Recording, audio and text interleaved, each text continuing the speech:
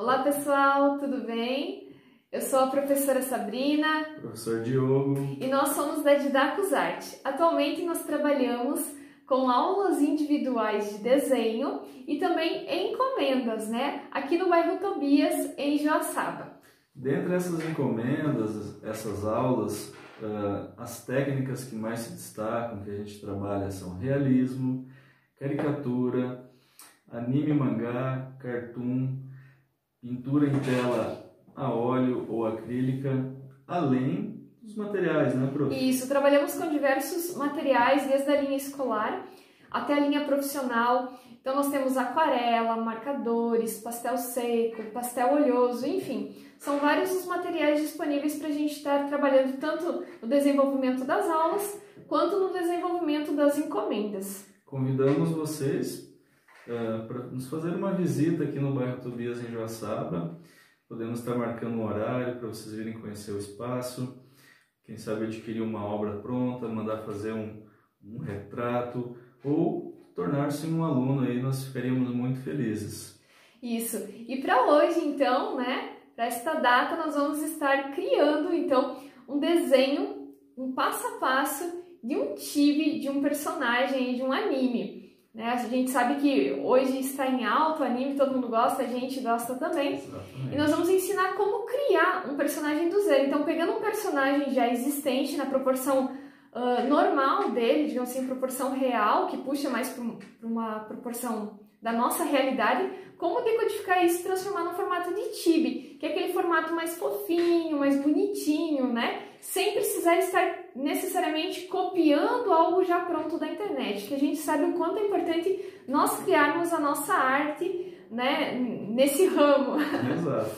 E com essa base, né, prof, nós vamos conseguir tanto mostrar esse personagem do anime Boku no Hero, o Midoriya, mas você vai poder utilizar essa base para transformar outros personagens que vocês gostam em chibi. Isso, exatamente. Na sequência aí nós vamos ter uma amostra então de fotos de alguns alunos nossos desenhando, né, para vocês verem como funcionam as aulas. E também nós vamos estar aí na sequência disponibilizando o vídeo com o nosso passo a passo e esperamos que vocês gostem, né, prof? Agradecemos a vocês que estão nos assistindo e aos organizadores pela oportunidade. E é isso por hoje, pessoal. Um abraço. E até breve. Até mais. Até mais. Tchau.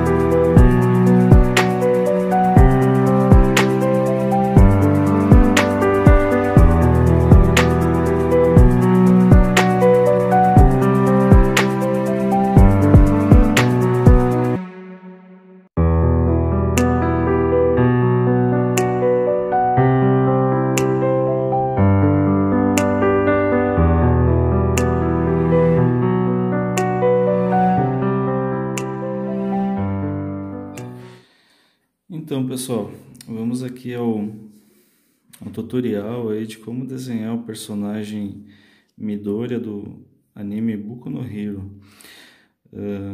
nós arrumamos aqui um pouco o personagem para a gente explicar aqui brevemente o que vocês vão conferir logo após aqui essa explicação num vídeo acelerado que a gente fez. Vamos explicar com calma aqui, vocês acompanhem o vídeo do início ao fim e tudo vai ficar mais fácil para compreensão. O primeiro passo então do desenho são os traços, né? A gente cria um esquema aqui antes de fato aí começar a desenhar o personagem.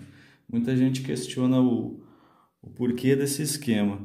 Basicamente ele nos ajuda a posicionar todos os elementos, no caso aqui do rosto e do corpo do personagem, em formato Tibi. Lembrando que o Tibi ele foge da proporção real, né? O corpo humano geralmente ele é apresentado ali como se fossem com de 6, 7 ou até mesmo 8 círculos, contendo sempre um padrão de tamanho. E o Tibi ele resume isso. Então ele basicamente você faz um círculo do tamanho que você quer e aí você vai fazer mais um círculo do mesmo tamanho para compreender o corpo dele, como a gente pode perceber aqui nesses desenhos que a gente tem aqui. Então, tamanho da cabeça que vai dar proporcionalmente o tamanho do corpo. Exatamente. Então, o que vocês vão estar acompanhando no vídeo acelerado vai ser a construção do desenho, do esquema.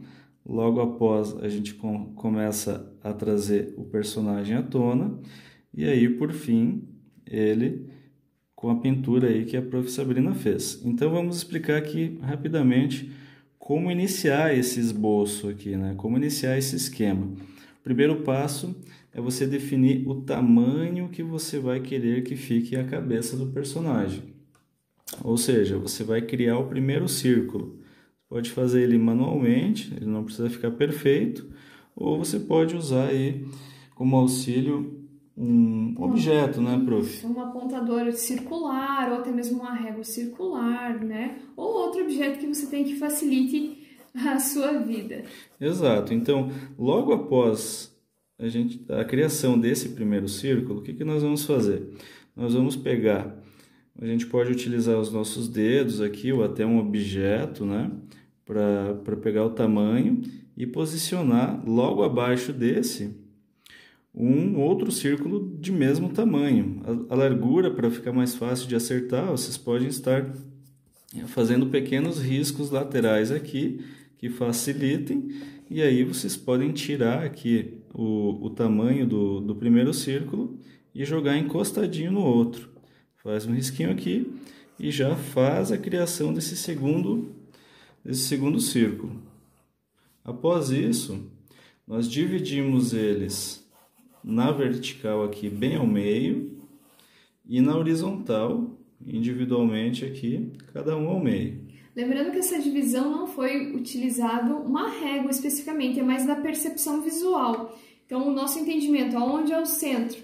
Aí aqui faz um pontinho onde você acredita que seja o centro e aí traça as linhas. Se você vê que ficou muito torto, você vem e faz uma correção. Se você acredita que não, tá bacana, que tá mais ou menos no centro, já tá show. Exatamente, o importante é você conseguir entender o processo, entender o esquema.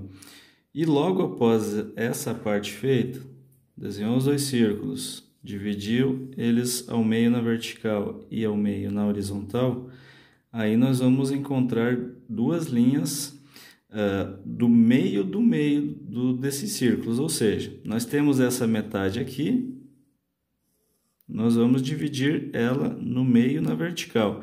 Já aproveitamos a mesma linha e dividimos essas duas metades dos círculos.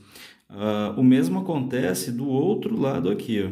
Nós também dividimos esses meios, né, essas metades, nós dividimos ao meio também, tendo assim um esquema que facilitará para a criação aqui do personagem. O que ele facilita? Então, logo após essa criação, né, desse esquema, nós adicionamos duas linhas levemente inclinadas aqui, tirando só a pontinha desses dois lados aqui do primeiro círculo, E aí, então, partindo desse princípio aqui, nós já conseguimos o formato da cabeça do personagem. Eliminamos essas laterais e já temos aqui o formatinho base. E essas linhas aqui, elas vão nos ajudar a localizar os olhos, né? A colocar os olhos aqui bem, cada um assim bem dividido, para não ficar um muito para um lado, outro para o outro, deixando o personagem assim com uma perspectiva pouco harmônica. E essa linha horizontal do círculo de cima nos ajuda também a localização dos olhos. É daqui para baixo que os olhos vão começar a aparecer. Para que isso? Para o personagem ficar com essa aparência fofa. Se ele começar muito para cima, o rosto fica muito alongado e, consequentemente, nós perdemos um pouco dessa fofura que nós encontramos aqui nesse esboço já, né? Parte de baixo, a mesma coisa. Essas linhas laterais aqui nos ajudam a localização do corpo. Nós resolvemos utilizar um corpo um pouco mais esguio, um pouco mais magro, então nós não seguimos à risca, literalmente, essas linhas, mas elas já nos ajudaram a centralizar o corpo aqui no espaço. E a linha na horizontal ajuda a dividir a cintura, né? Basicamente, para onde fica o tronco e para onde ficam as perninhas. Então, a gente já pode ver aqui que a gente já havia começado aqui os detalhes aqui da camisa, da gravatinha, e como o paletó passa um pouquinho da cintura, então nós desenhamos um pouquinho para baixo. E aqui nós conseguimos ver aí já o personagem nessa metade aqui esboçado, né? A gente já consegue perceber aí ele num todo. E agora a Prof. Sabrina vai falar um pouco aí o que ela utilizou para chegar nesse lindo resultado aqui do personagem finalizado e por que nós temos aqui um personagem pela metade né, só esboçado e a outra metade colorido. Só mais para mais um ressalte importante aqui é a questão do contorno. Muito importante, pessoal, fazer um contorno com muita calma, paciência, que ele é fundamental para trazer um pouco mais de graça e beleza para o desenho. Então agora a Prof. Sabrina vai falar um pouquinho mais aí sobre como ela trabalhou a pintura, o preenchimento. Então, pessoal, basicamente falando um pouquinho do papel, nós não usamos a folha sulfite convencional, a gente preferiu utilizar o papel craft, que é esse papel aqui. Ele é totalmente, né, liso, pelo menos ele nos causa essa sensação de não porosidade, como outros papéis, por exemplo, Canson, enfim. Porque esse papel, para utilizar no anime, ele causa uma sensação, ele dá assim mais ressalte na cor, digamos, exatamente, né? A gente consegue perceber um pouquinho, aproximar para vocês verem, que a gente consegue ver o contraste do branco, o tom da cor da pele dele, enfim. Por isso que a gente resolveu utilizar, porque para o vídeo iria ficar mais bonito. Dá para usar o branco sulfite? Dá, com certeza. Porém, a gente optou por esse aqui. Se vocês não tiverem em casa, não tem problema, pode usar a folha sulfite tradicional, que ela também é legal, mas aí é interessante fazer um fundo, pintar ao redor dele assim para ele dar mais contraste.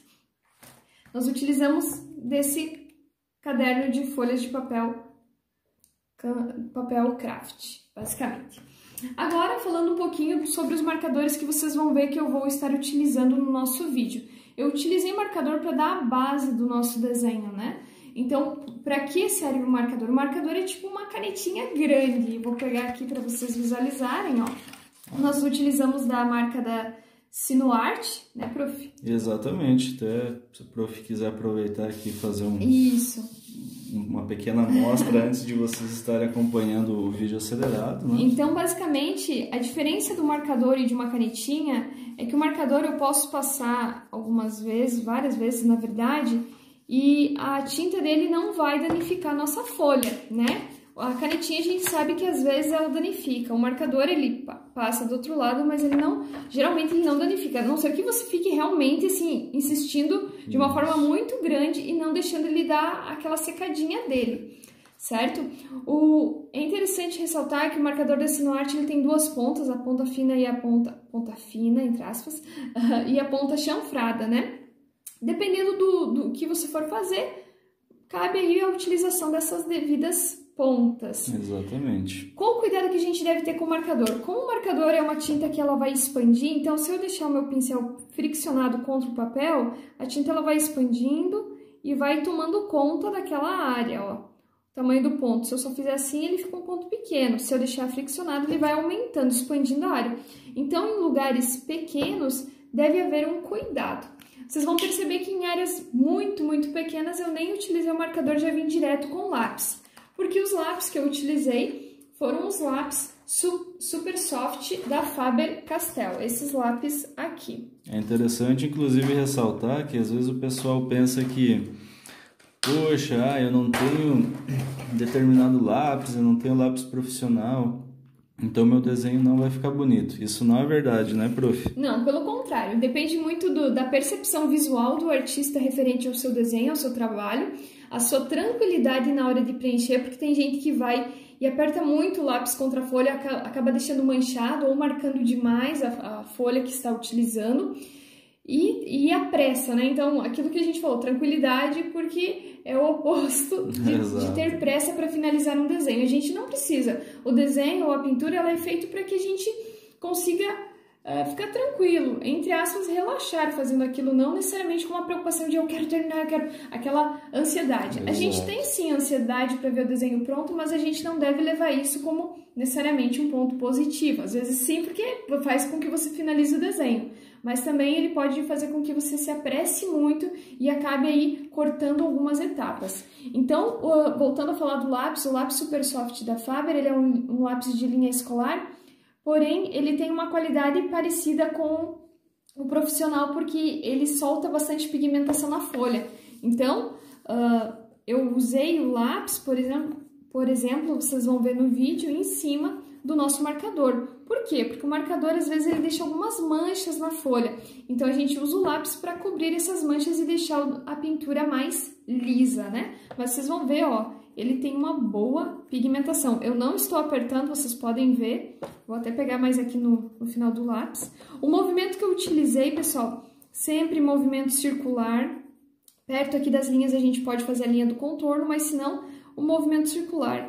Por que movimento circular, professora? Porque ele vai auxiliar a gente a evitar que fiquem marcas, rasuras, digamos assim, né, das linhas. Aqueles riscos, né, que a gente costuma perceber bastante, né, quando o pessoal vai pintar. Isso, e basicamente nessa imagem aqui a gente consegue perceber a diferença entre o desenho, né, só feito o formato, sem o contorno, aqui com o contorno e a pintura. A diferença que causa utilizando no papel craft, né? Como eu falei anteriormente, se for usar sulfite, fazer um fundo vai causar um efeito bonito também. No nosso curso, inclusive, a gente encontra muitos alunos que inicialmente chegam e comentam que não gostam de pintar, né? Eles têm um pouco de receio aí que na realidade eles vão estragar o desenho. E aí, com o passo a passo, com os ensinamentos aqui, a gente vai encorajando o aluno a usar esses artifícios da pintura, né, prof, para enriquecer o trabalho, né? Nós sabemos que um trabalho preto e cinza também é muito bonito, nós somos admiradores de ambas as técnicas, mas a gente percebe que o colorido traz muito medo, né? Por conta do formato que ele... Tem aluno que chega, eu faço desenho, gosto, mas aí quando eu vou pintar eu estrago o desenho. Isso é o que geralmente eles falam, né? Isso aí. Aí a gente sempre vê como eles utilizam o material, a gente explica como usar o material, como não danificar o material, que vai facilitando o processo. Então aqui na Didacos Arte você aprende a desenhar, a preencher e aos pouquinhos perdendo o medo, o receio de errar. Agora então vocês vão ficar aí com o vídeo acelerado, porque como a gente comentou, ele é um processo lento, né, professora, para a gente criar, então nós decidimos por fazer essa explicação e posteriormente está lançando o vídeo acelerado, que assim vocês vão ter uma explicação tranquila, primeiramente, e depois as imagens. A gente, inclusive, espera que vocês aprendam bastante aí e aproveitem. É isso aí, pessoal. Então, acompanhem o vídeo. Até mais. Tchau, tchau.